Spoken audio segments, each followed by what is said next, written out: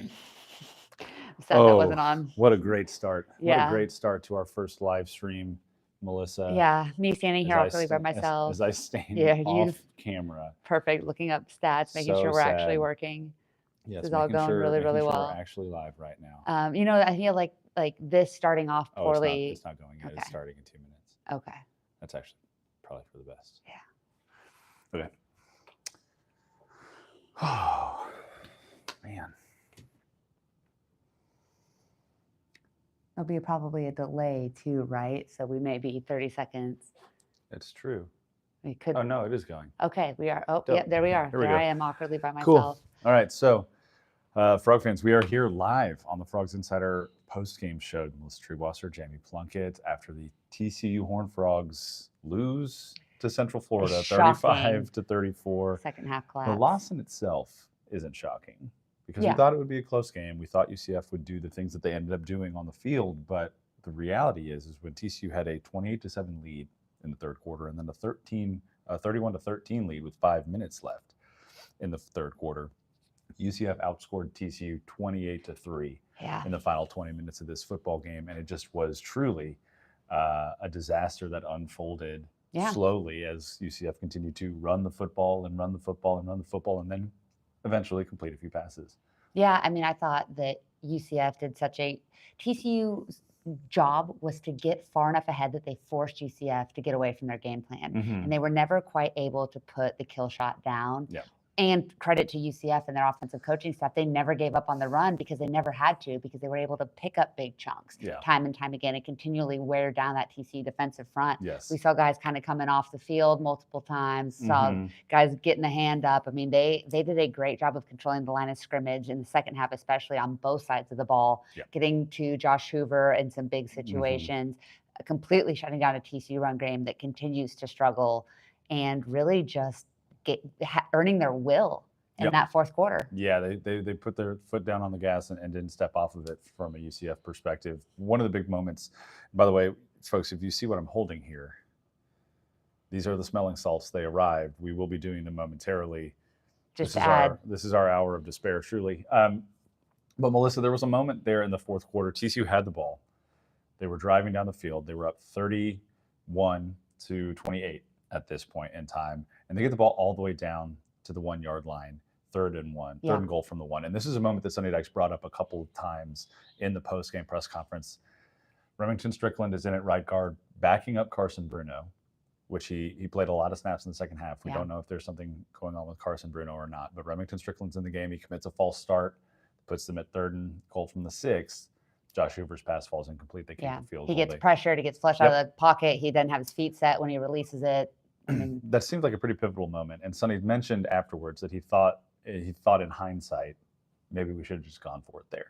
Yeah, I mean, I think it's tough in that situation because to that point, your defense had been playing really well. And I think even after that drive, they got a 3 and out or stopped UCF. It was 2 drives later that they had the game-winning touchdown. So I don't blame him for having faith in his defense at that juncture. But at the same time, when you are inside the 10-yard line, you've been able to be functional as an offensive unit for most of the game. Yeah, I think whether you go for it or not, at the end of the day, TCU did something they haven't really done this season. They had a procedural pre-snap penalty. I think 2 on that drive. Yeah, 2 on that drive. I don't think we'd seen a false start until tonight from this team. So, and that's the difference between playing an LIU and playing UCF in a tight moment. Guys that don't have as much experience, don't have as many snaps under their belt, are more likely to make mistakes and have those types of errors. That was the first drive too. We finally saw Cam Cook start to break loose a little bit. So I mean, it was almost a comedy of errors, in the final 8 minutes of this game tonight, and the fact that they could not punch it in, that they had to go, take that 5 yards back, I thought was absolutely the pivotal moment in the game, and it seemed to just kind of suck the life out of both sides of the ball for the Frogs. I think you're totally right. Part of what I observed here tonight is something that we saw really in the first 2 games, and we talked about it on the podcast this week as well. The inability to run the ball effectively. They had 17 carries tonight for 58 rushing yards. Meanwhile, on the other side of the football, UCF ran it 54 times for 289 yards. And I know that that's their offensive design, and TCU's is pass first. But at some point, you have to be able to keep defenses honest. Yeah. Because like you mentioned, they got some big hits on Josh Hoover in the second half of this game because they knew as a defense that they could Shut pin them their back. ears back, get after him, and not feel like the run game was a threat. Well, it wasn't just that the run game was so ineffective and so not used. Mhm. It's the way that they didn't make adjustments in the second half, Yeah. right? Especially, and you can talk about. I mean, I had multiple people tweeting at me. Mhm. Snapping the ball with 20 Grabbing seconds left. left at that late stage in the game was absolutely a problem. That they really weren't worried about clock. You asked Sonny Dykes about that in the post game. He said he Mhm. wasn't worried about the clock. That's beside the point. But when you look at the rhythm that offense was able to get into in the first half, I mean, I even tweeted I thought it was the best game plan I'd seen from TCU in the year and a half that Kendall Briles had been here. But they didn't make any adjustments. They didn't change anything. And with that big lead, you want to see them not necessarily work the clock and completely go away from who they are, but try to get that run game going. We've seen Cam Cook be a much better second half runner. Mhm. We saw Jeremy Payne do some really good things in both the running game and the passing game. And We saw Dominique Dominique Johnson Yeah. broke off a really nice run, and each of those guys got maybe one or two carries. I think Jeremy had one, and Dominique might have had one or two. Yeah. So it's kind of yes, stick with what's working for you. You don't necessarily want to slow down, take your foot off the gas. But, we saw them try to use the short passing game as almost the running game on the second to last drive, and the 3 and out that basically cost the Frogs the game, where they throw 2 passes behind the line of scrimmage. Would love to see them just try to get some push at that moment, try to establish their will. And we've been talking about it, since spring ball. TCU's biggest weakness in 2023 was their inability to be effective in the trenches on either side of the ball. The defense has done a pretty decent job. They got owned tonight, but against the best running program in the country, arguably. But the offensive line still has not found their footing, still cannot effectively take over a game with tempo and time of possession. And we saw that tonight, and it cost TCU a win. It did cost TCU the win, and to the defensive line aspect of it, we got to talk to Johnny Hodges after the game. He did not want to be there. He did not want to be there. He did not, I think, appreciate my question, which was about the nature of an offense like UCF's, which when you know that they are going to run the ball, when they're going to play a physical brand of football, and then it's one thing to mentally prepare for that. It's another thing altogether to experience it. And it really did look, especially in the fourth quarter, like UCF just wore TCU's front down. Like they didn't want the physical contact anymore. The 3 and 4 yard runs had started turning into 5 and 6 and 7 yard runs. That impacted the passing game. KJ Jefferson made some really nice throws in the second half of this football game, much to his credit. And we knew that was going to have to happen for UCF to win this football game, and it ended up doing that. But I think one of the things that stood out to me really about this football game is that there were still so many opportunities for TCU to come away with this win. There was a very close fumble on that final UCF scoring drive that I thought was a clear fumble, but I thought it was the other. So when they showed the replay, everybody was looking at the legs, and I think on the broadcast they eventually said his shin was down. Okay. But if you look at his forearm off the ball, I believe that was down too. So I thought it was actually the right call, that it was confirmed, not a fumble. But you have the ball 3rd and goal from the 1. And to that point this season, TCU had, I believe it was 14 red zone drives at that point before that drive, and they had scored touchdowns on 12 of those drives. So they had been incredibly effective in the red zone to that point, and then, like you said, execution really kind of let them down. It's an incredibly frustrating loss because of how seamless they looked in the first half. But you have to give a ton of credit to UCF, who stuck to their game plan. Was confident that they could continue to move the ball and touch. Did not give up on the run when they got behind by 3 scores. Which and when I was talking to Jeremy Taché and talking to Brandon Helwig, they said Gus has struggled on the road. He struggled on the road in conference play. He struggled against Power 4 opponents. And often because he gets too cute and he tries to do things that he isn't familiar.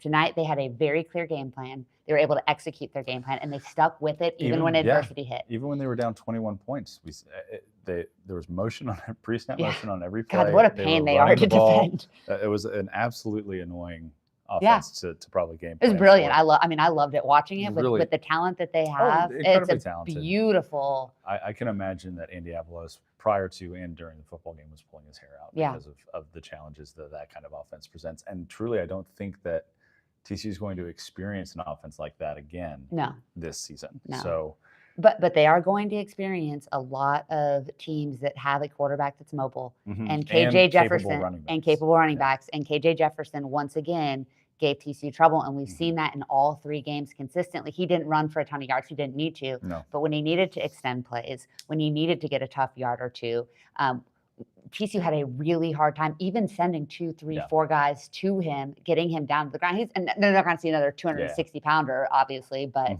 KJ's a guy who a lot of people thought that they would see playing for the other side. Josh, I thought, played great. I mean, I even turned to you in the third quarter and was like, I don't think he's made a bad read all night. You know, he made a couple poor decisions down the stretch, but that was in desperation times. That he did not look like a guy that could not have won this game. He passed for 400 yards, 4 touchdowns.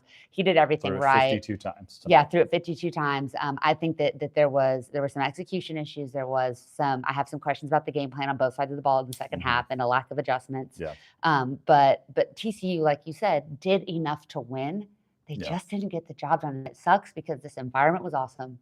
It was loud. Until late. But it was loud. There was so much excitement at the beginning of the game. The first half built a ton of excitement. Maybe that was part of the problem. Maybe a lot of students cleared out. They did because they thought it was over. I didn't look up and really notice when it happened, but around 31-13 is when it felt like the stadium. And this is a reminder: games will never be over for TCU football in 2024. So Michael Lambert in the chat.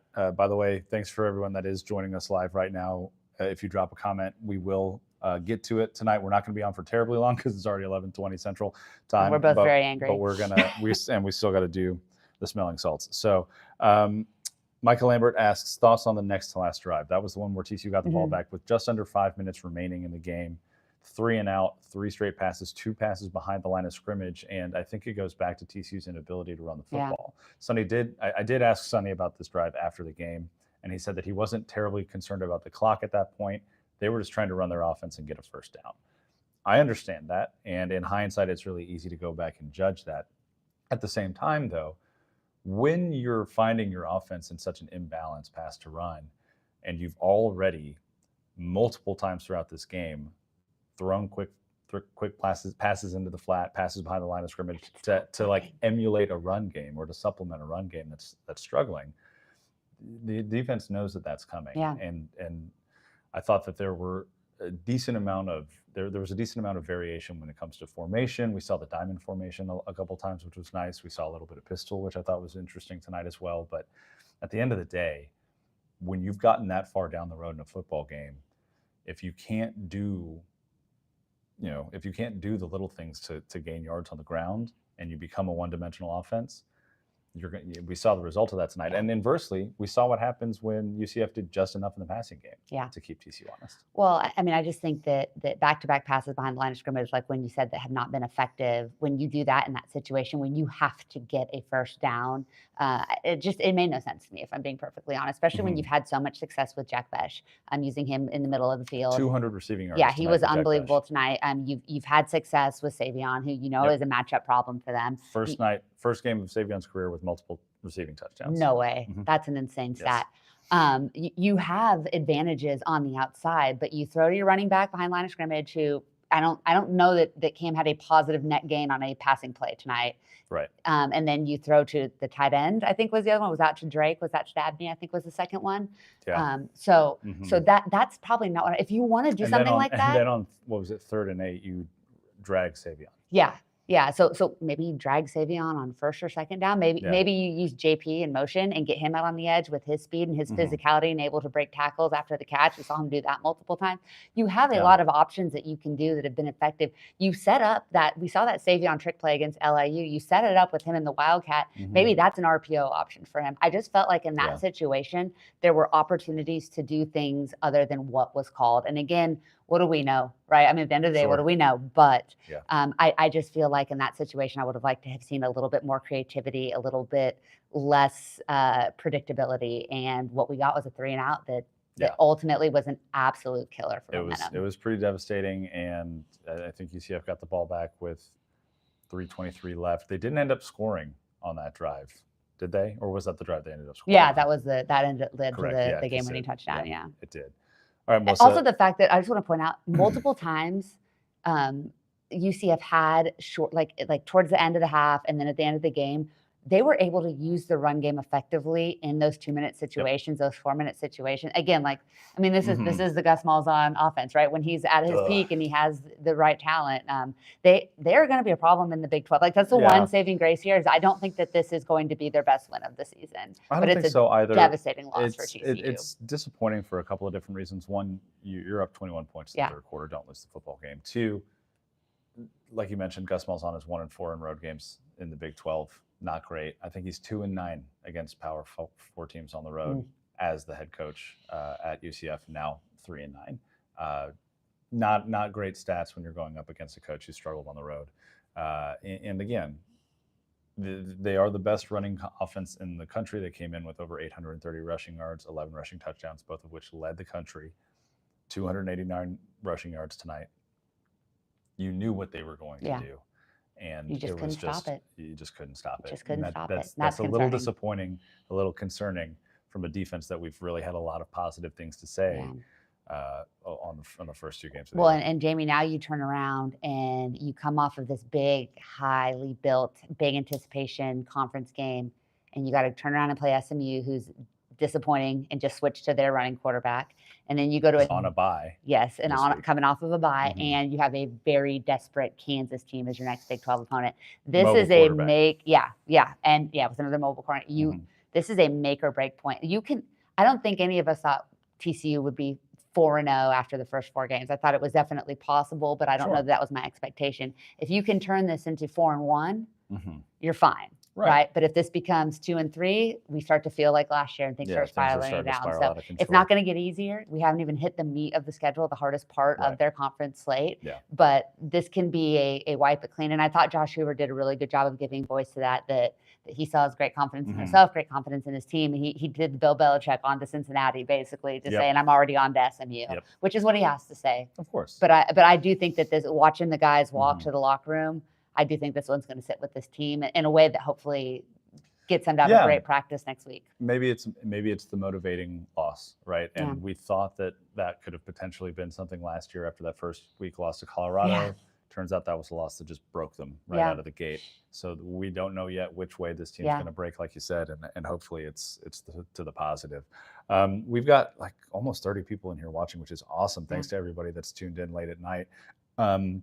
For those of you that maybe don't know what I'm holding here, I am holding, in fact, Leviathan Strength Dragon's Breath Smelling Salts. I don't know if I can get this close enough here for you guys to see.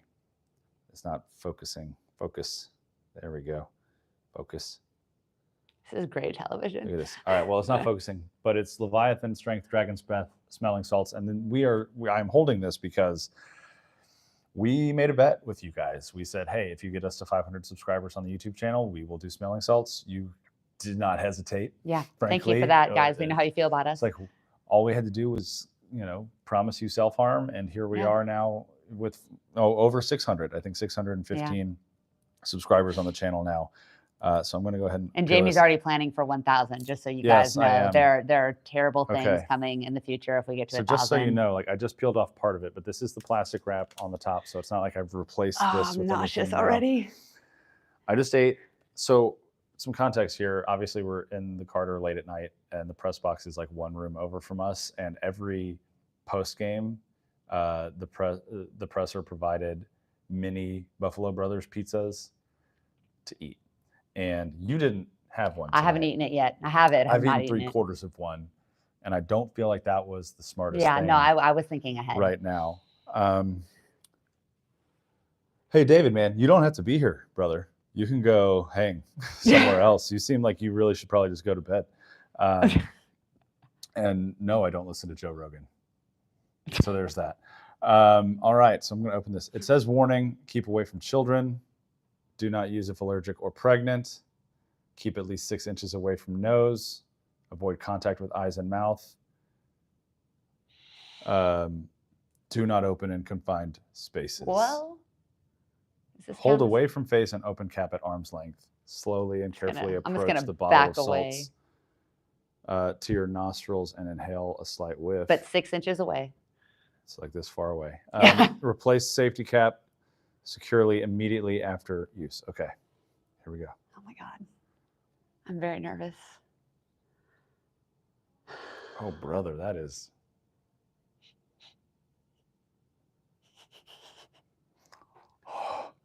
Oh God. I didn't get close. I should not have let you go first. You try it. Oh my God. I just the after. Oh God. This is gonna be. Rob writes, Gen X pop culture says, ugh, this loss was disappointing. I'm hopeful our frogs get angry and motivated to beat SMU. This is going to do it. This is going to get them hyped up right here. Melissa, 3, 2, 1, go. You didn't even get close to that. How? I too don't know what to say. Can't make 6-inch jokes right now. Okay. Yeah, it's not great. It's not great. It's not great. It's not great. My eyes are watering. Zoom Play says they're going 10-2. I love the optimism. Truly, I do. Truly, I do. Okay. Not my favorite thing we've ever done for the people. Don't do it again. What are you? That's all you. Oh God. It's not great. That's not enjoyable. It's not what I thought it would be, but that's not better or worse. It's just no. Like truly. Is there anything like shooting out of my like tear ducts? Because I feel like there might be fire coming out of my tear duct. You are in fact transforming into a horned frog at this moment in time. Oh, okay. Well, that was awful. Thanks, guys. Yeah, Appreciate you getting us to 500. Yes, we will do something again when we get to 1,000 subscribers. Thank you for everyone who joined the live. Rob Wright says, I think the mistakes tonight are fixable. I fully agree with that. 100% agree with that. And before we wrap, let's talk about some of the positives, because I think there were quite a few. Like you mentioned, Josh Hoover threw for over 400 yards. 4 touchdowns. Matched a career high with 4 passing touchdowns. Jack Besh, 200 receiving yards. Savion Williams, 2 of the most athletic touchdown catches I've seen in a minute. Mm-hmm. And special teams wise, I thought TCU played a really solid football game. Yeah. They blocked 2 field goal kicks. They blocked an extra point. We didn't even talk about that. Right. And there was 3 different guys that blocked each of those. You had J.P. Richardson, who looked really good in the kick return game, punt return game. So I think there are a lot of positives from this. You don't want to talk about a loss and just focus on the silver linings. I think we've detailed why they lost this football game, though. But there's a reason it was a 1-point football game. Yeah. And there's a reason TCU got out to a 3-touchdown lead there in the third quarter. So yeah, and Sonny, I mean, one of the things that he mentioned post game is they've been well aware that this is a team that's going to play in a lot of 1-score games, and so much like last year where they were 0-4, 0-5 in 1-score games, I think you're hoping this year that you can kind of regress. I mean, you were perfect in 2022 in 1-score games till the end. You were the opposite of perfect in 2023 in 1-score games regular season. You hope this year you kind of regress to the mean, and if they're going to play 4 or 5, potentially 6 1-score games, which would not surprise me. If you can win more of those than you lose, you have a chance to be competitive. Totally and the Big 12 is wide open still. This does not have to be a season-ending loss. No, it doesn't. I think if you had told us going into this year that the Big 12 championship would have 2 teams that have losses on their ledger, that would make a ton of sense. I don't think anyone's going undefeated. The parity in this league is significant. We've seen teams struggle. You know, obviously Kansas doesn't have a conference loss yet, but they lost to a really talented UNLV team. We've seen Arizona struggle in what's technically a non-conference game against Kansas State. Arizona State's been in some close ones, but they're 3-0. They're looking better than anybody. Kansas State struggled with Tulane. Right? I mean, Baylor, lost to Utah already on the road. Like there's going to be a lot of close games in this league. There's going to be a lot of parity in the league. So I think the season is far from over. I mean, they're 2-1. We're a quarter of the way through the year. Go get a win at SMU. Go get a win at SMU. Right the ship. Get the vibes right. I mean, I said 8-4 before the season started. I'm still feeling really confident in Yeah, that. I still think 8-4 is reasonable. You like a lot with what you saw tonight. You just have to be able to finish, and we'll have to see if this team indeed has the maturity to do so. That's right. All right, I think we can cut it short there. If you haven't subscribed to the YouTube channel and you're watching, just the button's right there. Yeah. Just go ahead and hit that subscribe button. And then we will be back for our regular podcast later this weekend. Sunday night is when we record. We'll post that on Monday morning. And we'll get ready for SMU just like the Horned Frogs. Yeah. On to SMU. On to SMU. Go Frogs. Go Frogs.